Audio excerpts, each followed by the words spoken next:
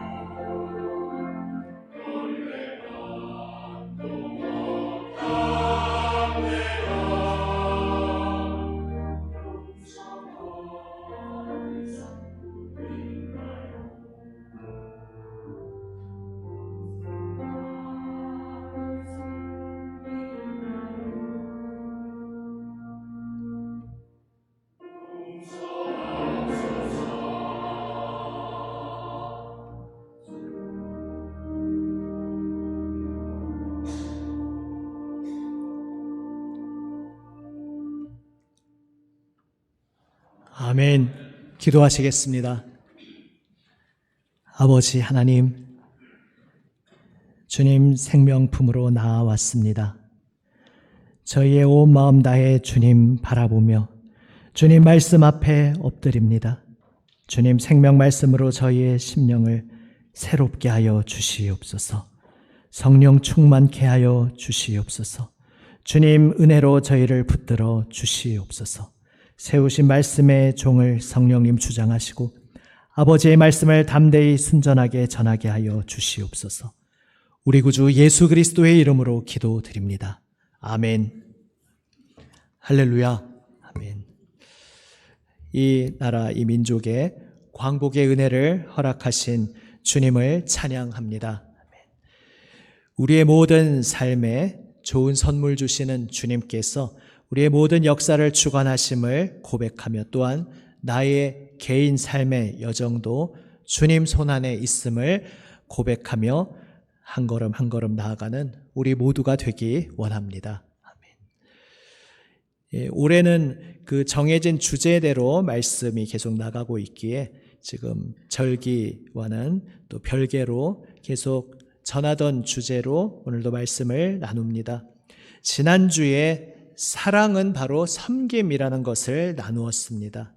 예수님께서 생명 바치시는 섬김으로 우리를 사랑하여 주셨고 우리를 살려 주셨는데 이제 그 사랑의 은혜로 새 삶으로 불러주신 우리의 새 생명의 삶 그 자체도 바로 생명 바치는 섬김으로 사랑하는 삶임을 나누었습니다. 십자가는 우리로 하여금 새로운 삶으로 나아가게 하는 통로, 문일 뿐만 아니라 바로 그 십자가, 생명 바치시는 섬김의 사랑 그 자체가 바로 우리가 옮겨지는 새로운 삶의 내용, 본질 자체임을 함께 나누었습니다. 그 연장선상에서 또 오늘 말씀을 함께 나눕니다. 오늘 성령 충만을 받으라. 이것이 오늘 함께 읽은 본문의 주된 동사입니다. 그 앞에는 이제 부정적인 명령이 하나 있습니다. 술 취하지 말라. 그리고 긍정적인 적극적인 명령이 성령으로 충만함을 받으라는 것입니다. 이것은 사실 서로 대조되는 이미지를 전하고 있는 것입니다. 술에 붙잡혀서 술을 주인으로 삼는 그러한 노예의 삶을 살지 말고 성령에 사로잡혀서 성령이 주인 되시는 삶을 살라고 대조하고 있는 것입니다. 그리고 나서 성령으로 충만함을 받는 삶이 구체적으로 어떻게 진행되는지 그것을 문법적으로 말하자면 분사의 형태로 뒤에 19절부터 계속 이어서 붙이고 있습니다. 우리 한국말에서는 그것이 잘 표현이 되지 않지만 문법이 다르기 때문에 이제 원어의 구조는 그렇습니다. 다시 말해서 19절부터 보시면은 동사들이 우리말로 볼 때 동사들이 나옵니다. 서로 화답하라, 노래하고 찬송하라, 하나님께 감사하라, 피차 복종하라. 이 말들이 다 성령으로 충만함을 받으라라는 그 주된 동사의 분사 형태로 다 연결되어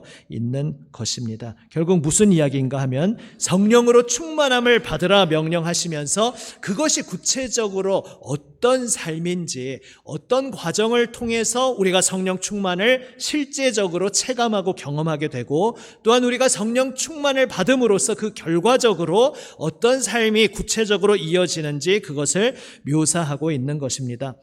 그 가장 근본은 성령으로 충만함 받는 것입니다. 성령으로 충만함을 받으라는 이 명령도 굉장히 인상적인 명령입니다. 받으라 명령하십니다. 다시 말해서 우리가 순종해야 할 영역이라는 것입니다. 충만함을 받으라 우리에게 명령하십니다. 그런데 동시에 수동 형태입니다. 다시 말해서 내가 나를 성령으로 채우는 게 아니라 하나님께서 우리를 성령으로 채워주신다는 것입니다. 그리고 우리는 그 채워주시는 하나님 은혜에 적극적으로 응답하도록 그렇게 우리에게 명령하고 계시다는 것입니다. 또한 동시에 충만함을 받으라 할 때 이것이 우리말로는 그 시제가 구분이 안 되지만 원어에서는 계속적인 시제입니다. 그러니까 한 번 함으로써 완료되는 그러한 시제가 있고 계속 진행되는 시제가 있는데 여기에서는 계속 진행되는 시제입니다. 그러니까 성령으로 충만함을 받는 것은 한 번 받고 그것으로 그냥 쭉 가는 그런 것이 아니라 계속적으로 충만함이 계속 이어지는 진행되는 그러한 역사라는 것을 오늘 이 말씀 속에서 우리는 알게 됩니다. 하나님께서 우리를 은혜의 자리로 초청하고 계십니다. 하나님께서 전적인 은혜로 성령으로 우리를 충만케 하십니다. 그리고 우리는 응답하라고 말씀하십니다. 여리고성을 무너뜨리는 것은 하나님이 하시는 역사입니다. 그런데 그러한 우리를 향해 성을 7일 동안 돌라고 명하시고 마지막 날 함성을 지르라고 명하시며 두려워 말고 그 약속의 땅을 향해 진군하라고 명하시고 백성들의 순종을 하나님께서는 기대하시고 기다리셨습니다. 그 모든 것이 믿음의 구조를 잘 나타내는 말씀입니다. 성령으로 우리를 채우시는 분은 하나님이십니다. 하나님께서 주도적으로 행하시는데 우리로 하여금 그것을 거부하지 말고 밀어내지 말고 다른 데로 도망치지 말고 적극적으로 나의 컵을 하늘을 향해 들라고, 하늘로부터 비춰지는 그 빛을 커튼을 닫아서 거부하지 말고 커튼을 활짝 열고 비춰주시는 그 빛을 받으라고 주님께서 말씀하고 계신 것입니다. 성령으로 충만함을 받는다는 것은 하나의 비유의 표현이죠. 성령을 하나의 물질로서 비유적으로 표현하고 있습니다. 하지만 성령님은 말 그대로 하나님이십니다. 창조주이시고 그 자신이 격을 가지고 계시는, 다시 말해 스스로 생각하시고 의지를 가지고 결정하시고 감정을 가지고 계시는 바로 그러한 인격, 근데 하나님이니까 신격이라고 해야 되겠죠. 그러한 존재입니다. 그런데 성경은 성령을 물질처럼 비유적으로 표현하는 경우가 많습니다. 그렇다면 성령으로 충만함을 받는다는 것이 실체가 무엇인가 하면 바로 성령의 다스리심을 받으라라는 말인 것입니다. 성령께서 내 마음의 보좌에 앉으셔서, 이전에는 내가 내 보좌에 앉아서 내가 주인 노릇했지만 이제는 내가 그 의자에서 내려오고 성령께서 거기에 앉아서 다스리시도록 그 앞에 복종하라는 것이 성령 충만을 받으라는 말씀입니다. 성령이 하시는 일은 우리로 하여금 예수님을 보고 예수님을 만나게 하시는 일입니다. 그래서 성령 충만을 받는다는 것은 예수님을 더 깊이 만나고 더 깊이 알게 되도록 우리를 초청하시는 명령입니다. 예수님의 은혜와 사랑을 우리가 깊이 알아가는 그 과정의 구체적인 묘사를 이제 19절부터 하고 있습니다.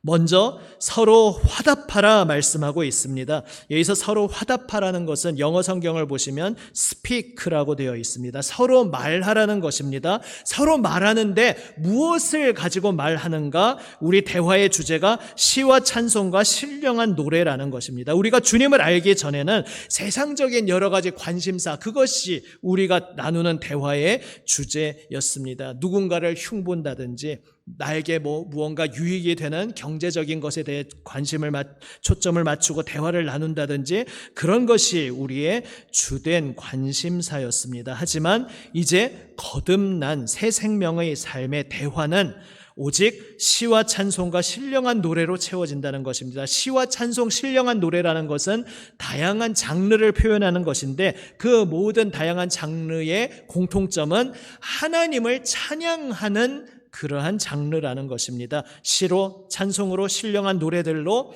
하나님의 위대하심을 노래하고 하나님의 은혜에 감사하고 하나님의 사랑을 기뻐하는 바로 그러한 다양한 장르의 고백으로 서로 대화를 주고받으라 이렇게 말씀하고 있습니다. 그래서 우리의 만남, 우리 서로 간의 수평적인 인간 간의 관계가 내용이 완전히 변화되는 것에 대해 말씀하고 계십니다. 그리고 이어서 노래하고 찬송하라 말씀합니다. 이것은 주님께 올려드리는 것입니다. 결국 아까와 동일하게 주님의 위대하심, 은혜, 사랑, 그것이 소재이지만 아까는 그것을 가지고 우리끼리 대화를 나누는 것이었다면 우리가 2명, 3명이 만나도 나누는 대화가 내가 이번에 오늘 말씀을 묵상하는데 이 말씀 속에서 주님이 이렇게 나에게 은혜를 주셨어.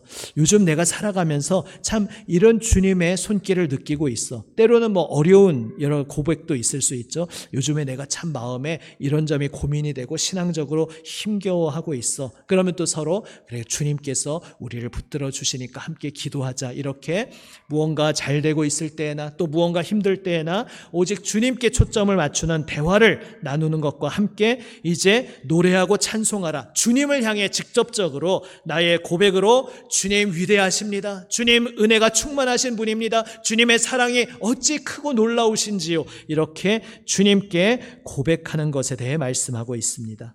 그리고 세 번째로 감사하라 말씀하고 있습니다. 범사에 항상 감사하라 말씀합니다. 이것은 성경의 다른 곳에서도 굉장히 강조되어 나오는 것입니다.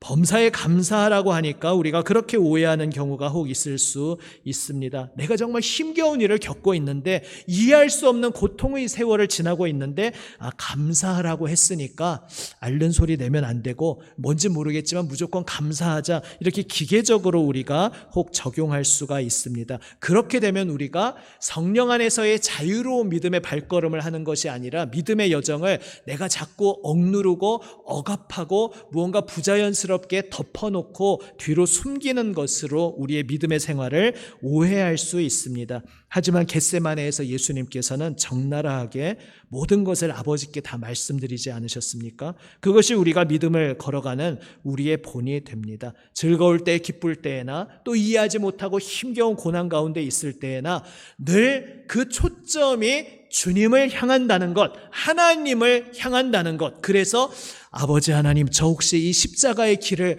걸어가지 않으면 안 될까요? 라고 기도하시는 그 예수님의 기도의 그 순간 자체도 혼자 속으로 이 십자가 말고 다른 길이 없을까? 혼자 궁리하고 생각하는 것이 아니라 그것까지 그대로 아버지께 꺼내어서 아버지, 제가 지금 제 심정이 십자가는 정말 못 걸어갈 그런 심정입니다. 혹시 다른 길이 있다면 그 길로 저를 좀 이끌어 주시면 좋겠다고 생각됩니다. 아버지 어떻게 생각하십니까? 모든 것을 아버지께 대화로 말씀드렸다는 것입니다. 이것이 범사에 감사한다는 의미입니다. 지금 나에게 힘든 일, 안 좋은 일이 일어났는데 그걸 가지고 감사할 수는 없는 일이지요. 그 안 좋은 일들이 일어나고 있는 상황들조차도 주님의 손 안에 나의 인생이 붙들려 있다는 것. 그래서 나는 주님의 뜻을 떠날 수 없고 그 모든 일들 속에서 주님과 함께 부르짖고 씨름하고 대화하며 모든 것을 주님께 고백하면서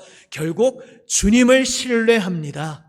저의 이 모든 삶의 시간도 지금 이해할 수 없지만 주님께서 저의 삶을 붙들고 계시다는 것을 저는 신뢰합니다. 바로 이렇게 고백하는 것이 항상 범사에 감사한다는 고백입니다.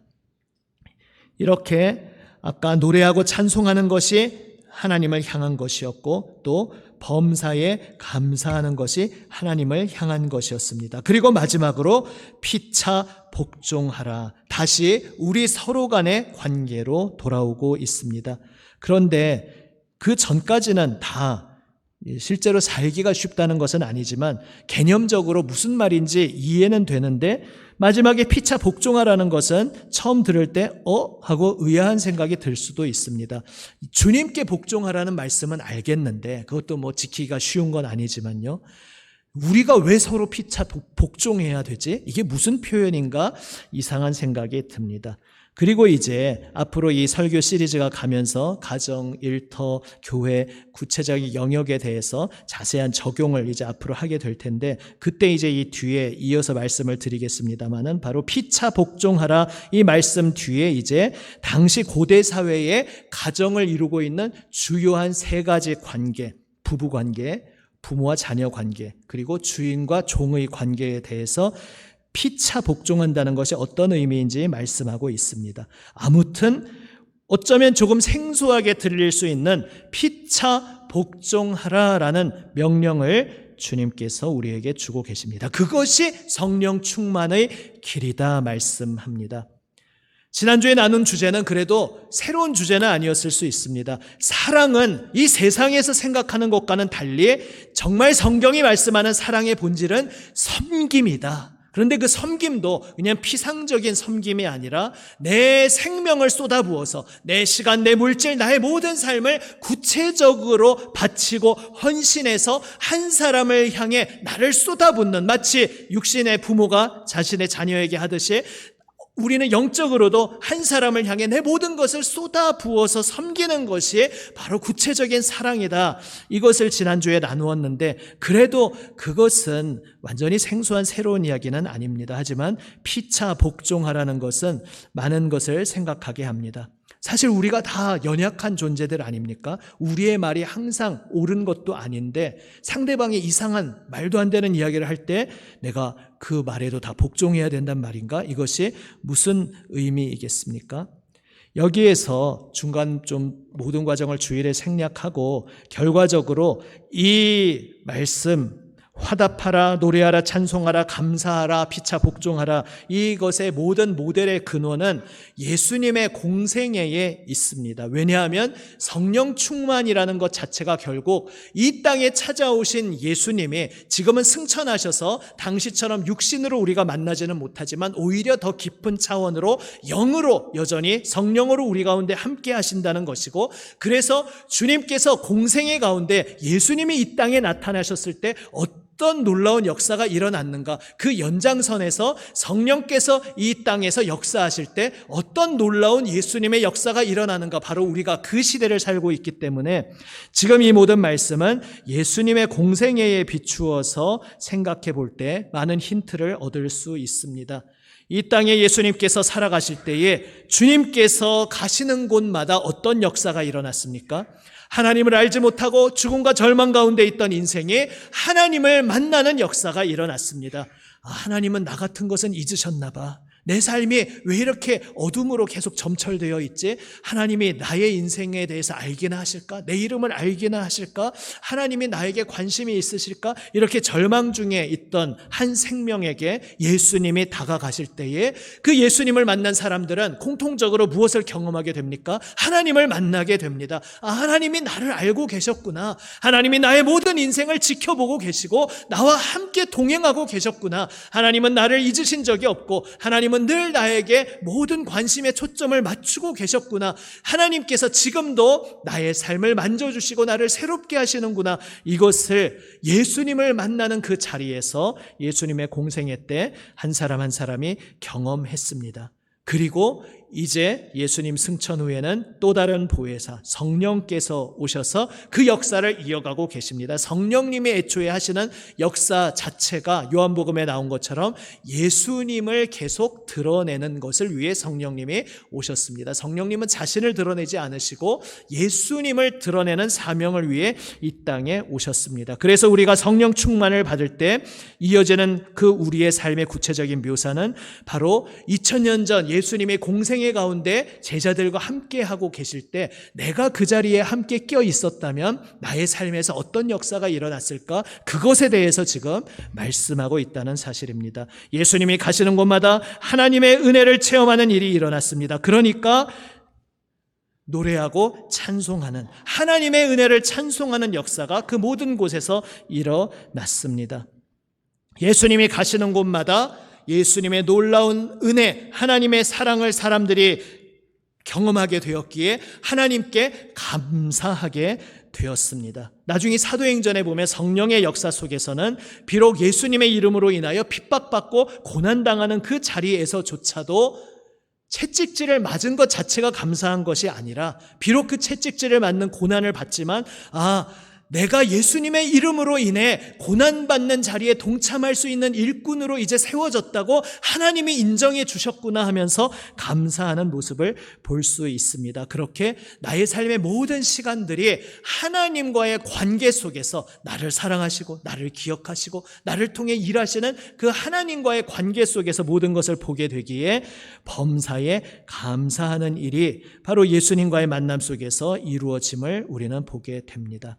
바로 그러한 속에서 예수님을 만난 그 자리에서 우리의 모든 대화가 예수님 하나님이 얼마나 위대하신지 이 대화로 바뀌는 것이고, 이러한 시각에서 피차 복종하라는 말씀의 의미도 깨닫게 됩니다. 예수님이 제자들과 함께 계실 때 예수님은 예수님과 제자들과의 관계도 중요시 여기셨지만, 예수님과 함께 모여있는 그 제자들끼리의 관계에 대해서도 굉장히 관심이 많으셨습니다. 그리고 안타깝게도 주님의 뜻과 달리 주님 밑에 모인 제자들이 서로 치고받고 싸울 때가 참 많았습니다. 진짜로 치고받았다는 것은 아닙니다. 하지만 주목이 안 나갔을 뿐 정말 살벌한 장면이 연출될 때가 많았습니다. 심지어 지금 예루살렘을 앞두고 있는 자리인데 예수님 최측근에 누가 앉을 수 있을까? 이거 가지고 신경전을 펼치고, 거기에 야고보와 요한 형제가 선수를 친 것을 보고 다른 제자들이 분통을 터뜨리는 굉장히 험악한 장면도 연출이 됩니다. 그러한 그들을 예수님이 부르시며 우리 금요기도회 때 나눈 말씀처럼 인자는 섬기러 왔다. 나는 종이 되어 섬기러 왔다. 너희도 나와 같이 이 길을 걸어가자 말씀하신 것입니다. 그러니까 여기서 피차 복종한다는 것은 바로 예수님께서 그 제자들에게 원하시고 명하신 것을 나타내는 것입니다. 그것을 크게 세 가지로 이렇게 표현할 수 있습니다. 첫 번째로 용납하라고 말씀하신 것입니다. 우리는 예수님 안에서 내가 하나님의 용납받았음을 경험하게 됩니다. 중풍병으로 누워있느니 내가 지은 죄가 커서 이런 치심을 받았구나, 이렇게 더 이상 아무 소망이 없더니가 주님 앞에 친구들의 도움을 받아서 나갔을 때 너희의 죄를 사하노라, 죄 용서의 말씀을 듣게 됩니다. 돌에 맞아서 간음죄 때문에 꼼짝없이 죽을 수밖에 없었던 여인이 예수님과 만나게 될 때에 나는 너를 정죄하지 않는다, 자신을 안아주시고 자신에게 새로운 삶의 기회를 주시는 용서와 새 창조의 손길을 예수님을 만난 여인이 경험하게 됩니다. 주님께서 우리를 용납하고 받아주셨습니다. 그리고 로마서 나오는 말씀처럼 주님께서 우리를 받으심과 같이 너희도 서로 받으라, 주님께서 말씀하십니다. 우리는 혹 이러한 관계를 이루어 갈 때도 있을 수 있습니다. 주님, 사랑하라고 하셨으니까 제가 특별히 누구와 험악하게 싸우지 않겠습니다. 하지만은 그 아무개하고는 자꾸 마주치는 일은 없으면 좋겠습니다. 그 사람하고 같은 구역이라도 된다는 것은 정말 끔찍합니다. 제가 그 사람과 별로 이렇게 시끄러운 소리는 내지 않겠지만 그 사람하고 제가 마주치는 일은 없으면 좋겠습니다. 우리가 이런 생각을 할 수 있습니다. 그것은 내가 내 영혼에서 그 한 존재를 밀쳐내고 있는 것이죠. 그러나 우리는 기억해야 합니다. 주님께서는 그 사람과 나를 함께 한 품에 끌어안고 계시다는 사실입니다. 예수님 비유, 그 돌아온 탕자의 비유, 그 탕자를 기다리는 아버지의 비유에서 큰아들이 그 동생을 잔치를 열며 맞아주시는 그 장면을 못마땅해 하면서 바깥에 서 있습니다. 이제 예수님의 비유의 이야기였기 때문에 그 결말은 나오지 않습니다만은, 만약에 그 큰아들이 계속해서 잔치를 거부하고 들어가지 않았다면 그는 동생과 함께 하지 않는 것뿐만 아니라 아버지와 함께 할 수 없는 자리에 서 있던 것입니다. 돌아온 아들을 맞이하고 기뻐하고 그것으로 감격하는 아버지 마음에 함께 설 수 없는 자리에 스스로를 고립시키고 스스로를 어둠 속에 내어둔 것입니다. 우리가 어떤 한 존재를 향해서 주님, 제가 그 사람과 특별히 말썽은 일으키지 않겠습니다. 하지만은 제가 그 사람을 내 마음으로 받아들이지는 못하겠습니다. 함께하는 것은 피하고 싶습니다라고 말을 하는 순간 내가 하나님을 밀쳐내고 있는 자리에 서 있다는 것을 우리는 기억해야 하겠습니다. 두 번째로 서로 피차 복종하라는 것은 서로 존중하고 배려하라는 의미가 있습니다. 그 배려의 말의 반대말이 성경에서도 인용되곤 하는 희롱의 말입니다. 저 정도 세대만 해도 예전의 코미디 코드를 기억합니다. 예전 예전에 그 코미디 하시는 분들은 주로 그 코미디의 소재가 상대방을 깎아내리고 조롱하는 것으로 많이 소재를 삼았던 것을 어린 시절 기억을 합니다. 이제 요즘은 좀 많이 바뀌었죠. 그런데 우리 교회 공동체에는 아직도 그러한 옛날 우리 믿음으로 옛사람 그 정도가 아니라 그냥 이 세상에서도 예전에 뒤처진 유행을 혹시 아직도 붙잡고 있는 경우가 있지 않은지 조심스럽게 돌아보게 됩니다. 우리가 공동체 안에서 함께 모이고 함께 대화를 나눌 때에 자기도 모르게 희롱의 말이 튀어나올 수가 있습니다. 그것이 내 딴에는 친해서 서로 친근함을 표현하는 것이라고 나는 그렇게 생각할 수 있지만 그건 내 생각이죠. 나는 내가 너랑 친해서 이렇게 표현하는 거야 라고 하지만 상대방은 그게 상처가 됩니다. 제가 부목사 생활할 때부터도 여러 교회를 거치면서도 보면은 그런 상담들을 많이 하게 됩니다.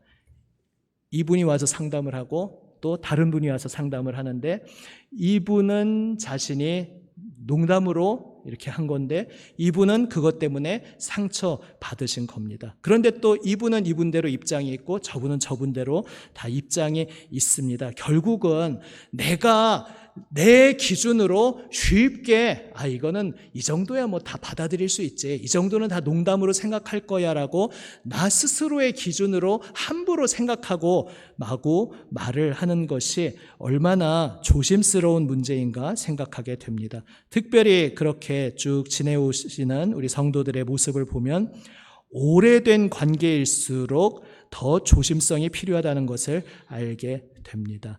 그래서 제가 전에도 그 말씀드렸죠. 여러분 가운데 친한 또래 경우에는 둘만 있을 때 사석에서는 아무개야라고 이름을 부를 수도 있지만 3명 이상 모이면은 너무 좀 딱딱한 것 같지만 아무개 집사님 이렇게 서로 좀 공식적으로 호칭을, 공식 모임에서는 꼭 몇 명이 소수가 있더라도 그렇게 이야기하시라 말씀드린 적이 있습니다. 실제로 이제 그런 경우들을 경험했기 때문이거든요. 새 가족이 왔는데 그래서 그 같은 또래 선교에 들어왔는데 이미 기존에 있던 사람들끼리 아무개야 이름 부르면서 하면은 결국 이 교회는 먼저 와 있던 사람들 자기들끼리 그냥 재밌게 지내고 그걸로 충분하다. 새로 들어오는 사람은 솔직히 새로 들어오면 부담스러워. 그냥 우리끼리 있을래.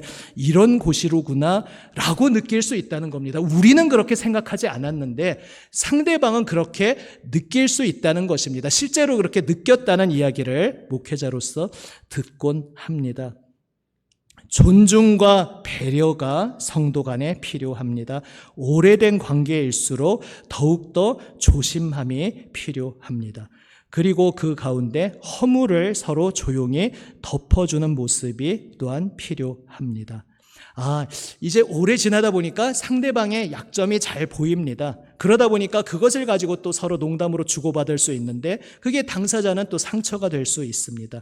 내가 이 사람의 연약함이 보이는데 이 사람 곁에 내가 있는 이유는 이 사람이 연약하고 부족해서 자꾸 빠뜨리고 놓치는 것을 내가 조용히 말없이 덮어주고 채워주라고 내가 이 사람 곁에 붙어 있는 것이로구나. 이 깨달음 속에서 자꾸 넌 또 그러냐? 이러면서 그 사람의 연약함을 하나의 농담거리로 들춰내는 것이 아니라 서로 조용히 덮어주며 서로 존중함이 필요합니다. 상대방이 못 느끼는 것 같지만 다 속으로 느끼고 있을 수 있습니다. 세 번째로 서로 피차 복종하라는 것은 함께 서로 헌신하라는 의미가 있습니다. 예전에 테이블 비유를 말씀드린 적이 있습니다. 아주 묵직한 테이블을 같이 둘러서 함께 들고 가고 있는데 그 중에 한 사람이 저 요즘 너무 힘들어서 좀 내려놓아야겠습니다 라고 손을 떼는 그 순간 그것을 알고 있어야 합니다.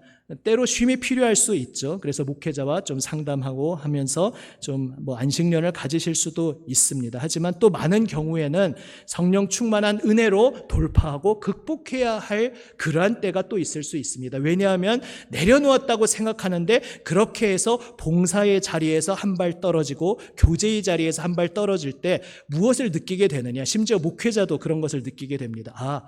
봉사하고 교제하면서 내가 주님 은혜에 붙잡혀 있었구나. 내가 이걸 내려놓으니까 쉼이 되는 게 아니라 거기서 한 발 물러났더니 그나마 여기 참여하면서 받던 은혜도 내가 잘 못 받는구나. 이런 것을 경험할 때가 참 많이 있습니다. 있을 수 있습니다. 그래서 내려놓는다는 것 참 조심스럽게 생각해야 합니다. 더군다나 내가 내려놓는다고 테이블에서 손을 떼는 그 순간 그 무거운 테이블을 함께 들고 가고 있던 다른 사람들이 내가 손을 뗀 만큼 그 무게를 조금 더 감당하는 순간이 된다는 것을 우리는 심각하게 진지하게 신중하게 생각할 필요가 있습니다. 공동체와 우리의 관계는 선택하고 고르는 것이 아니라는 면에서도 서로 헌신하라는 의미가 있습니다. 오늘날은 사실 예전처럼 어떤 동네에 사니까 그 지역의 교회에 당연히 소속되는 그런 사회가 아니고 오늘날 교통이 발달하고 모두가 광역권에 이루어진 그런 시대다 보니까 교회도 선택하고 이렇게 됩니다. 그러다가 보니까 사실 교회의 본질에 조금 위험을 줄 수 있는 어떤 요소들이 생기냐 하면 교회 안에서 무언가 조금 삐그덕거린다든지 내가 기대했던 것과 뭐가 좀 다르고 충족이 안 될 때 내가 그냥 떠나야겠다라고 너무 쉽게 생각하는 경우가 있을 수 있습니다. 하지만 서로 피차 복종하라는 것은 서로 헌신하라는 것이고 헌신하라는 것은 내가 조금 안 맞는다고 쉽게 포기하고 손 털고 나가는 그런 관계가 아니라 함께 애쓰고 함께 맞춰가고 함께 극복함이 전제되는 관계라는 사실입니다. 결국 피차 복종하라는 것의 중심에는 인내가 있습니다. 인내가 성경적인 의미로 새롭게 보아야 한다. 제가 계속 말씀을 드렸습니다. 인내라는 것은 주님께서 우리 가운데 일하고 계시다는 것.